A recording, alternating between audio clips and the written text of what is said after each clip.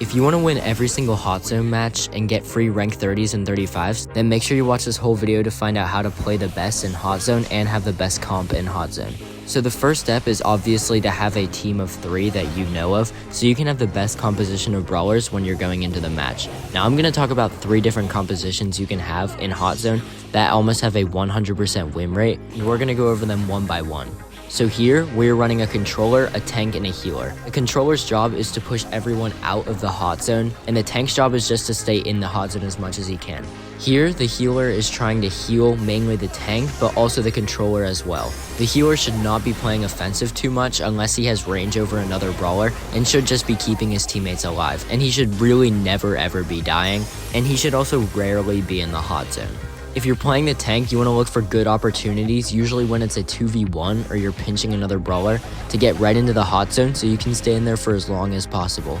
If the tank is more close range, make sure your other teammates clear out the area before you get in the hot zone.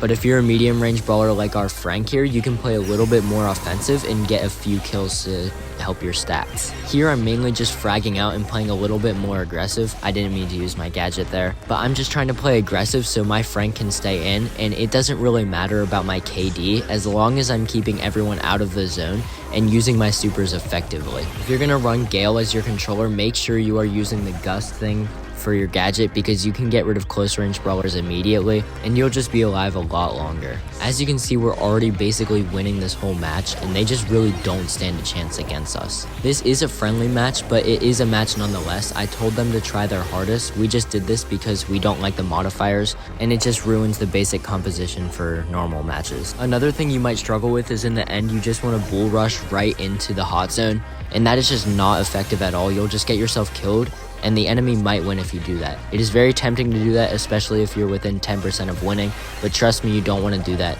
Still have good skill and good composition and good balance when you're playing. So there is a very, very good composition. Now we're going to move on to the next composition right after this match.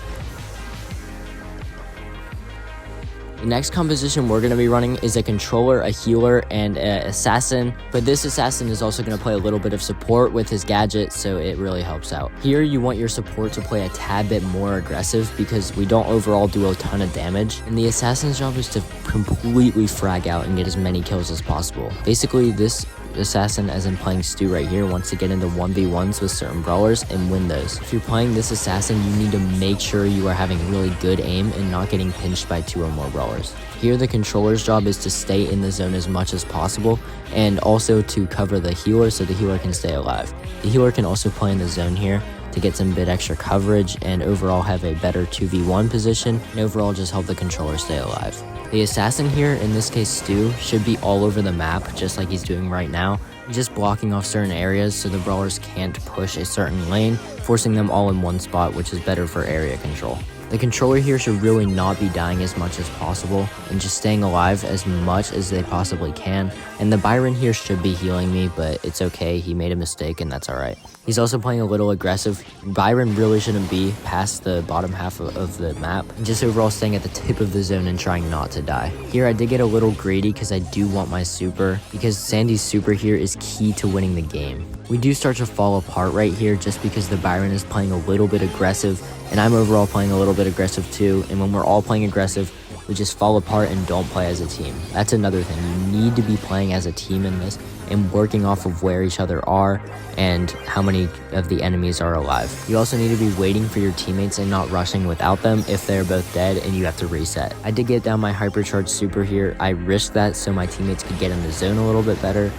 but it didn't work out so well because Lou had their super as well. Some hard counters to this team are running 2 assassins, running any brawler that counters healers such as Crow, or running throwers also counters this team.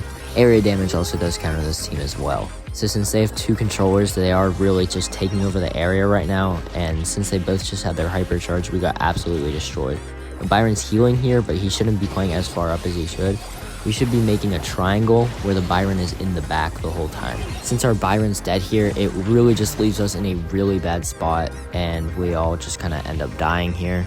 And that Byron death single-handedly costs us the game, but it's really okay because we're going to show you a better comp that works way better than this one after. This comp is probably the worst of the three, so let's move into the best comp. The absolute best comp for Hot Zone that all the pros use is a tank, a controller, and an assassin. It works perfectly well, especially with Mortis's new hypercharge here. Off the bat, that Squeak wants to get a bit of area damage in while I'm staying in the zone most of the time. I do need to run back here just to heal for a second, but then I go right back in. The assassin's doing exactly what he should be and just going all over the map to kill everyone, which is what you should be doing if you are the assassin. The controller is staying right behind me here, which is perfect. I should be tanking all of the damage. I am going to get a little aggressive here just because we've basically already won this game. It's so obvious we've won this game. They just have no chance. They're all the way back in their third of the map. They're just completely dominating, especially this Mortis. You are going to get easy rank 30s or rank 35s if you run this comp right here. As you can see, even in this friendly battle, they stand no chance. As long as you're maintaining good position and not getting out of position when you're running this, you are just going to completely destroy. If you're running the right builds here, like the Squeak isn't running the slow gadget, which is definitely a good thing he should be doing because you can slow the area I'm in right now right off the start of the match and just get easy coverage and easy percentage. Like, we're already winning by 70% right now, which is absolutely insane. I just played aggressive. Squeak should be in zone. He just went back in, which is good. And it is just an unstoppable team. No one can beat this team. It's just insane. Even if you do some sort of cheese like Kit, Draco, and Poco, you are not going to win. It's absolutely insane. That's all for today's video. Make sure you guys like and subscribe. I'll see you in the next video.